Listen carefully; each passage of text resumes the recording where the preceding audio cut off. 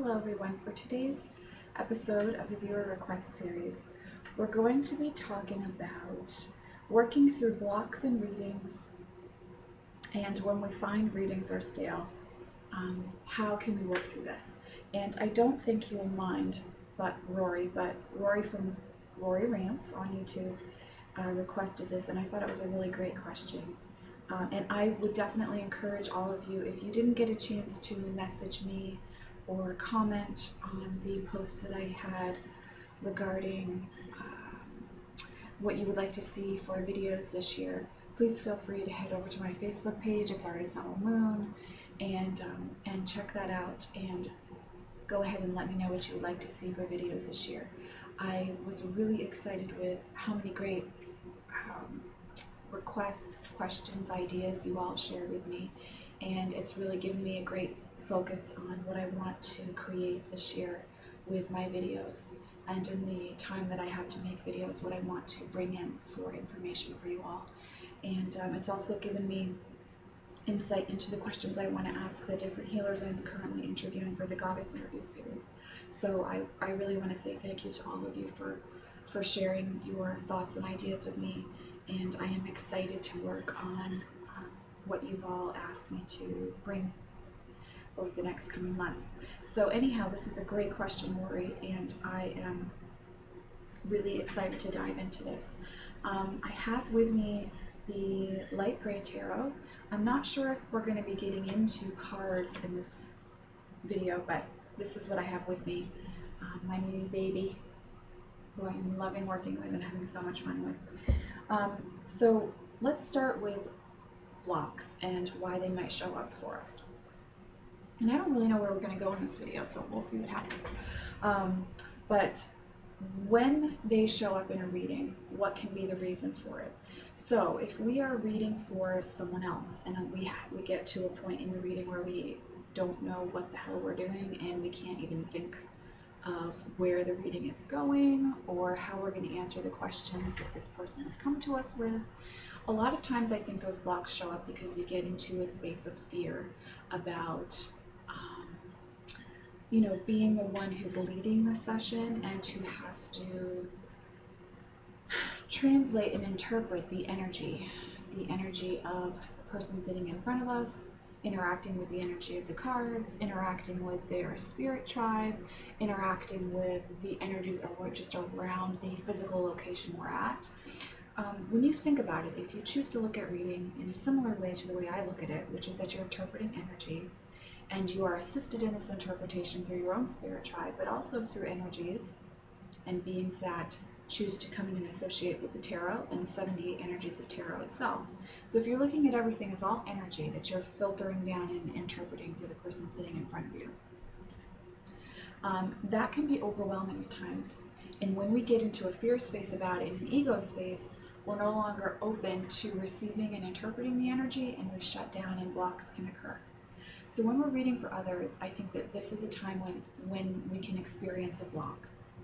So if this happens in the middle of a reading, the best way that I have found to deal with this, and I've been doing readings for others in person and now online this year for a few years now, and I've done a lot of readings. I do a lot of in-person readings, so I understand that this happens, and I know when it happens why it's happening for the most part. And it's usually because I've gotten overwhelmed with how I'm going to interpret and transmit and transmute and communicate what's showing up in the cards for the person sitting in front of me. And this will often happen if I have someone who is really kind of there wanting to challenge me, or really uncomfortable with the direction the reading is heading and not wanting to take a look at certain things about themselves that are showing up in the reading. So I'll oftentimes get really nervous about how am I going to communicate in an effective way with them that's not combative. And then I will oftentimes experience a block. So when that happens, I think the most important thing is to ground the energy for yourself of your own being and the physical body that's experiencing anxiety at that moment. So, feet on the floor, and I will time out myself in the middle of a reading and just be like, And what I will say to my client is, I just need to sit with the cards for a moment. Even if it's in the middle of the reading, I don't care. I mean, you're here, you're in my space. This is the reading that I'm leading, and so we're going to take a time out. And I've never had anyone complain about that. So I will just take a time out and just close my eyes, or I'll just, look at the cards, just be looking at the cards so they have an idea of what I'm doing, and just imagine the fear-based, kind of ego-based energy just grounding down through the root chakra into the earth.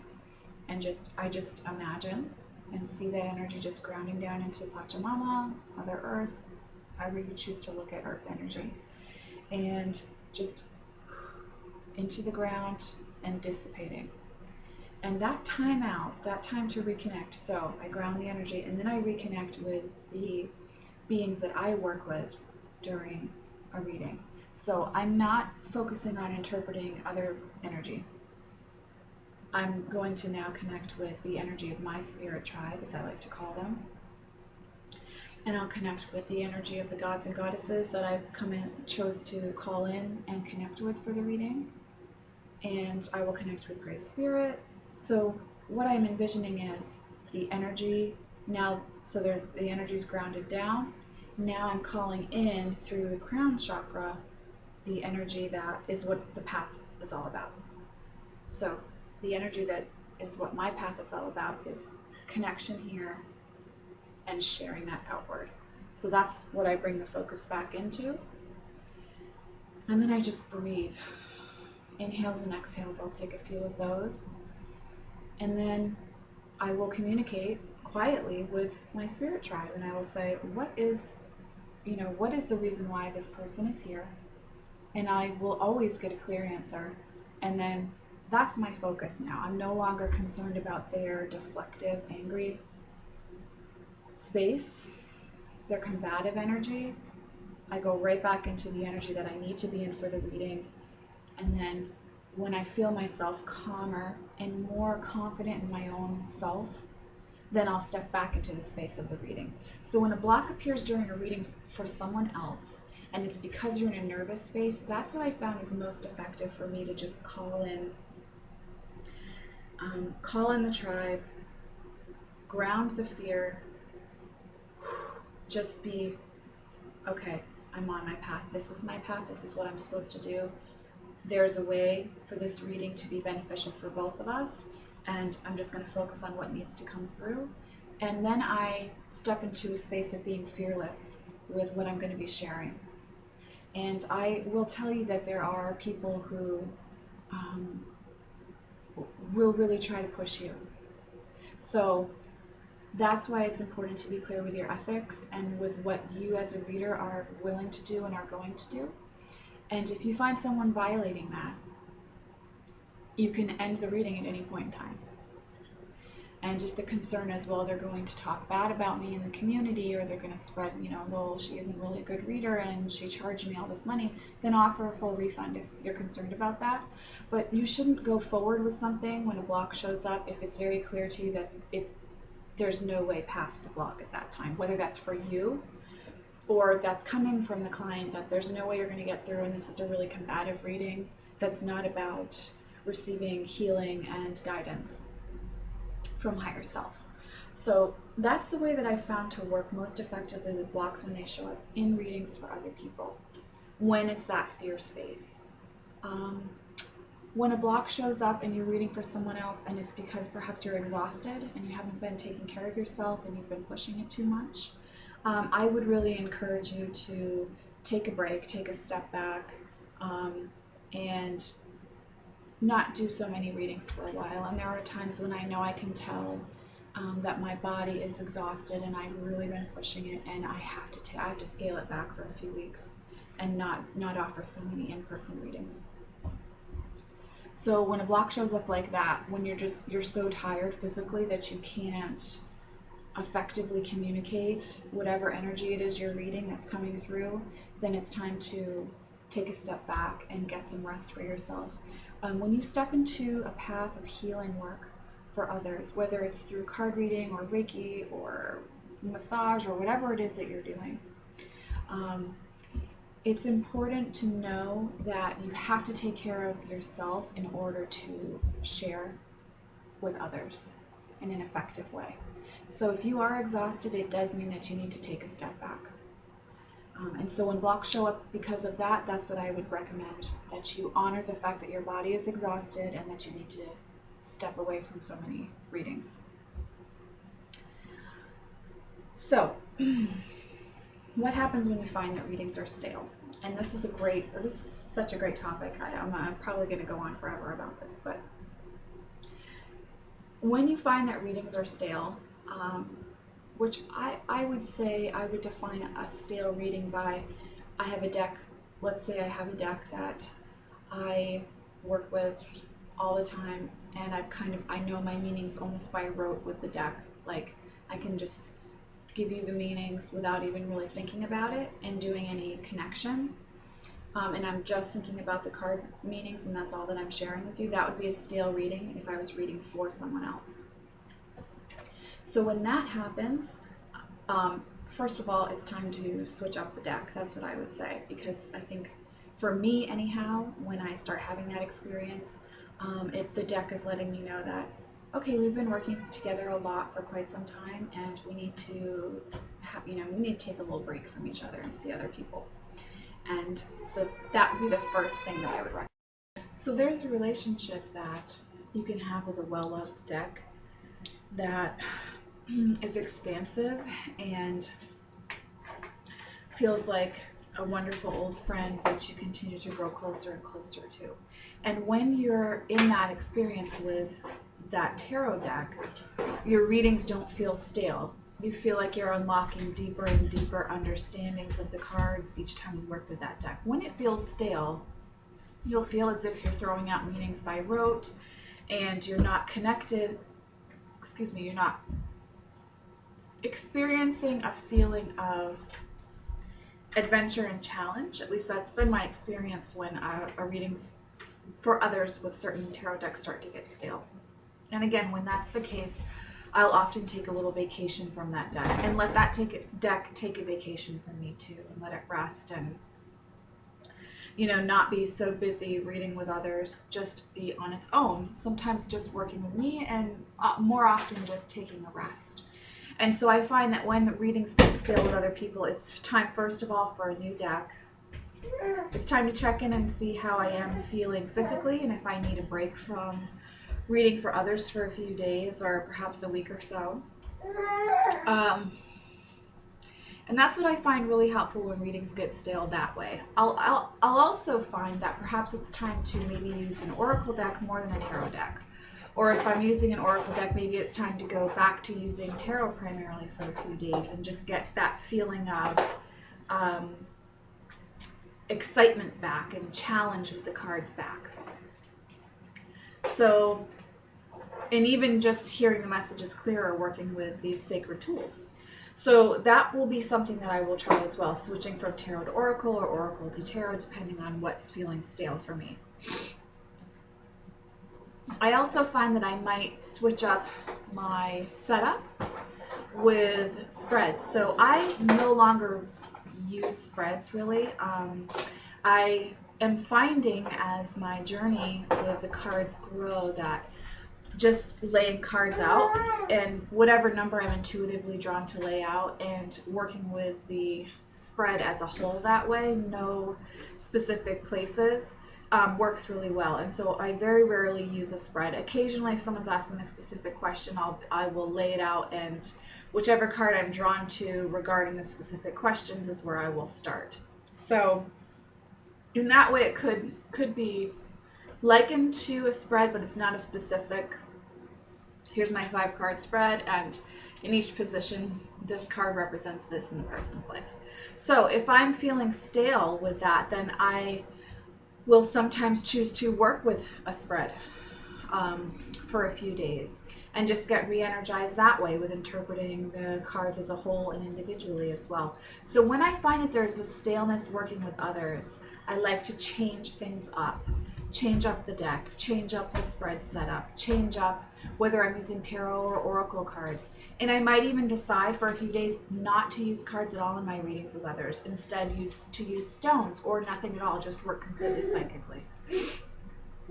So that's what I do when I find that my readings get stale with others. When my readings get stale personally, now this is a different experience. And so this video is tailored for you, whether you're looking at this in relation to reading for others, which we just talked about, or if you're looking at this in relation to reading for yourself. If you're finding that your readings are stale for yourself, I would encourage you, just as before, to work with switching up the deck. This is often a time when I will go shopping for a new deck and look and see what's new, what's around, what kind of intrigues me, like what artwork or what subject matter in relation to tarot am I finding myself really intrigued by. So that's something for you to play with and continue examining when you find that staleness comes up when you're reading for yourself. If you find that the staleness is happening and the blocks are occurring, and you're currently going through a time where you're really looking to tarot to provide guidance and insight, I would offer that you might want to think about what it is that you're not wanting to look at. So if, let's say, you're feeling really stuck in your relationship and you are looking to tarot for guidance and advice regarding this, and you keep feeling blocked when you're doing your readings for yourself, and it might end up being because the cards that are showing up are giving you an answer that you don't want to see. So you're avoiding looking at that answer, and instead you're trying to find the answer that you want in the cards. So I would encourage you to examine that for yourself, first of all, when you find that blocks are happening at a personal level with your reading. So is it something that you're not wanting to look at, that you're not wanting to see about yourself or the other person or the situation? And so you're only wanting to see the answer that you want to find in the cards, or the answer that makes your ego self feel the safest in the situation. So perhaps you don't want to see that the best answer is to maybe take a break or to split up. And so what you're looking for in the cards are only cards that are going to tell you to keep trying to make things work. Or vice versa. Maybe it's just easier for you to split up and you don't want to make things work. And so you're only looking for the cards that will encourage you to split up in regards to the relationship. And a block will happen in that case for you in that reading, but can also happen for you across the board in any other readings you go about doing for yourself, because you are blocking the energy that's trying to come through as a guidance, and it's going to continue to show up for you until you take a look at it. So I would offer that too if you're finding that blocks are happening in your readings for yourself. Is there something that you're not wanting to take a look at? Is there a quality about yourself that you're not wanting to examine, that you keep avoiding, and therefore the energy of the spread as a whole is blocked because you're not looking at that honestly? So I often find that when there's a block, when that happens for me, there's something that I'm not wanting to look at. And so I would encourage you to do some meditation with those cards. Perhaps stop, trying to draw new cards and create new spreads. Stop with the last spread you've done. Take those cards and sit and do a meditational working with those cards. And this doesn't have to be an hour-long process. You can do this quickly.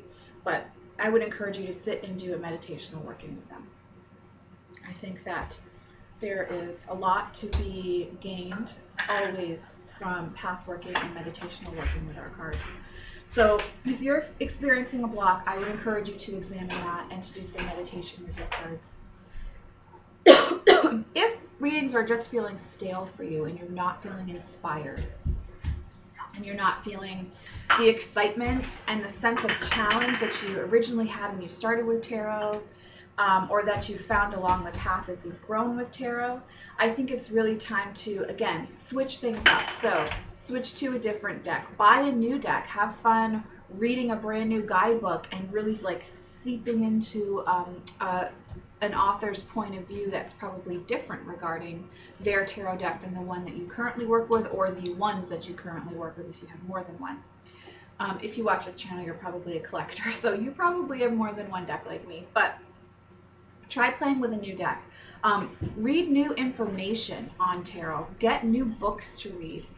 Switch it up and work with oracle decks if it's tarot, or vice versa. If it's oracle decks that you primarily work with and you're feeling really stale and uninspired and you're not getting the guidance, rejuvenation, regeneration, encouragement, excitement, creation ability from tarot that you're used to having.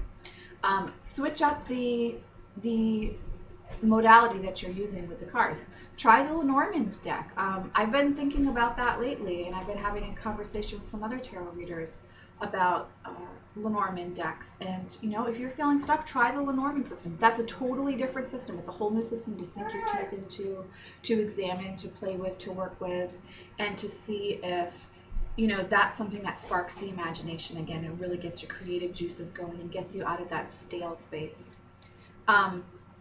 You know, I would say if you haven't worked with the Thoth Tarot and you're feeling stale, try the Thoth Tarot, because that's a whole other exploration that you can go off into and can prove quite intriguing and exciting for you.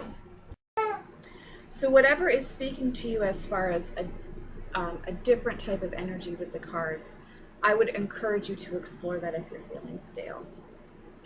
If you're feeling stale in general and none of these different suggestions have helped or seem to change things for you, then I would offer that you, again, sit and meditate. Be with yourself for a little while. Really sit with how you're feeling about things in general and why you're feeling stale in general. I think that the cards, when staleness comes up, are really encouraging us that there's a message that's even on a grander scale for us to realize about ourselves when we find the staleness coming up, that there's quite possibly a larger unhappiness that we're experiencing in our lives that the cards are mirroring for us. So if this isn't something that's just from boredom of not being challenged by the cards, and instead you're realizing that this is speaking to a staleness that you're experiencing in a larger way in your life, then I would encourage you to explore what's causing that and how to shift that energy in your life. So I think that's something to examine if there's a staleness showing up for you. And it really is about the adventure and the journey. So, you know, go out and find the newness and whatever is speaking to you in that way that's encouraging, that will encourage you to be intrigued and excited and involved again in your spiritual process. And, you know, the cards are not just for divination. I mean, we all know that. We've talked about that many times together. Oops, it's Vincent. The cards are not just for divination. They're the entire human journey and human experience. And so when we utilize the cards to their full, that is something that we will be endlessly, creatively energized by. So try exploring a new aspect of that wheel when you find staleness showing up. I mean, I can say for myself that the times when I have felt like I needed a break from a deck and I needed to explore a new deck, or I needed to switch up tarot and oracle, that's always done it for me. And I've always found myself excited, intrigued, challenged by switching it up. And that's why I would encourage you to get some different books on tarot and oracle cards. Get a new deck, a new author or artist that we wouldn't normally be drawn to. Try a new, like if the photo realism or the photo montage doesn't speak to you, but you're feeling really stale working with your classical art decks, try one that you wouldn't normally buy and just see how that feels, and you'll find yourself excited and intrigued, and then able to go back to the artwork, the tarot deck that really speaks to your heart the most. Try shadow work as well if you're feeling stale. Take a look, again, a deeper look at what's underneath this feeling of staleness that's showing up in regards to the cards. This is a real opportunity for growth and excitement and joy and fun. Most of all, fun. So play with that and have fun with that. Yeah, I said fun a lot there, didn't I? But that's what I would encourage you to do, and that's what I've found to work for me the most. when I have staleness and blocks come up. And they happen for all of us. It's part of our spiritual journey. No matter what path you're following, there are times when you feel uninspired and kind of blah about what you're doing spiritually.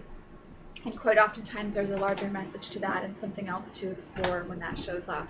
So I would encourage you to use this as an opportunity to really grow spiritually and on your own path. And be really bold and fearless about what's keeping you stuck and how to release that. So I think that that's pretty much what I wanted to share about this aspect of staleness showing up and blocks. And again, blocks appear when for me anyhow, they appear when I step into an ego space with my work, if I'm reading for someone else. And on a personal level, blocks show up when I am avoiding looking at a very clear message that I'm getting from the cards. So when you have that experience, I would encourage you to take a look at what it is that you're not wanting to see that's already there in the cards showing up clearly. I am someone who does believe that you can read effectively for yourself, but you do have to be ruthless in your understanding of the messages that are coming through and not avoiding them. And you have to be ruthless in the understanding that you are going to try to avoid it. Your first gut impulse, that first ego space is going to encourage you to not look any deeper and to not acknowledge that that's something that's showing up. So be ruthless in the understanding that first gut, that first reaction, not gut, but that first reaction is going to be one of protecting yourself from any kind of pain that might be showing up. So I often find that when there's a block, that's the root cause of it. There's something that the cards are telling me that I don't want to acknowledge. So, and here's Tallulah. You gonna say hi to all your fans? So thank you for this wonderful question, Rori. And I really think that this video is just a jumping off point on this subject. So I welcome all of your opinions and your experiences with blocks and general staleness in your readings for yourself or for others. Whichever, if you do both or you only do one form of this. And I'm going to be making more videos on the subject as well as time goes by. But these are just my first kind of surface thoughts on this subject. And it was just such a great question, Rori. Thank you. Excuse me. Thank you for asking about this because it's such a great subject and it is something I really want to take a look at. But I think that this is also a great excuse to go out and buy a new deck. So I would encourage you all to do that if you're feeling a little stuck right now with your readings. And buy a deck that has a good guidebook so you can sink your teeth into that and spend some time exploring and examining that. I'm rereading 78 Degrees of Wisdom right now with a tarot group and am enjoying so much rereading that book, even though this is probably the third or fourth time that I've reread this book. Every time I find something new and I'm intrigued in a new way, and I've even actually been using a Rider-Waite-Smith deck with this reading, which I don't normally do. So I'm finding that in some ways exploring a traditional Rider-Waite-Smith deck is proving expansive for me, and exploring that, getting out of that being stuck place. So hopefully if you are feeling stuck, you're able to find a deck that gets you out of that rut. And hopefully you're also able to do some good journey work for yourself, some good meditational work that will help you through this process. But understand that if you are really drawn to tarot and oracle cards, if you're drawn to this form of divination and archetypal energy in general, this is something you will come back to. So even if you take years off from the card workings as part of your spiritual journey, I assure you, you will come back to it. So don't worry about that. It's most likely, it's not something that you'll be walking away from forever, but honor that you need a break if you do really feel that you've just OD'd on tarot and oracle cards and that you need something else to feed you spiritually. So really honor that and embrace that and step into that. Don't try to force something that isn't coming naturally for you. So I hope that this helps for all of you who are interested in this subject. And again, please feel free to share your experiences, your thoughts, your viewpoints on blocks and staleness in readings. Thank you all for watching. I am really excited to share with you all that my Reiki teacher, the teacher that really encouraged and lovingly pushed me into working with the cards, professionally outside of just for myself, has said that she'll be able to do an interview for my Goddess interview series. So Stacey Gibbons is going to be sitting down for an interview with me probably sometime next month. And I am ridiculously excited about this. I can't even, yeah, I'm super excited about this. So that's going to be a really great interview, and I'm excited to share that with you all. I'm just beyond thrilled that she's going to make time out of her very busy schedule to sit down with me and with all of you and share her journey and hopefully some advice, some insight for us all as listeners and watchers, viewers. So I like that word, watchers. I'm gonna sit with that for a while. So, so that's a little update. I've had some people ask about the stone series, and I am planning on doing at least one more video in the stone series, but I think I've said this before, but I'll just say it again. I have to be in the right place for stone work to share that, because it's such a personal experience for me, and I have such honor for that experience that I really need to be in a very calm, clear space to do that. So that is on the way.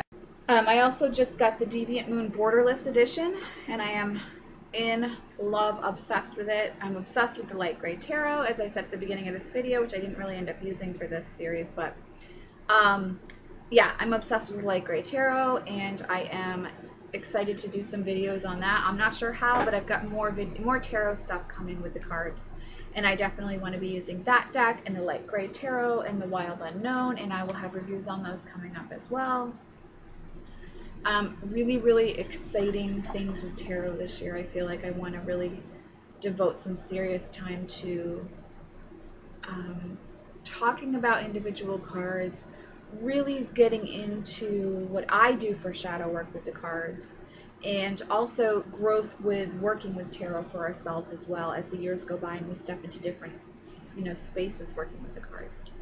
So I am really excited for the videos that are coming up over the next few months, and I thank you all for really participating in what videos you're going to be seeing as well. I think it makes a much stronger channel, and hopefully shares information that is beneficial for everyone and isn't just me blathering on about how awesome tarot is. So from Tallulah and Vincent and I, much love, many blessings, and we will see you in the next video.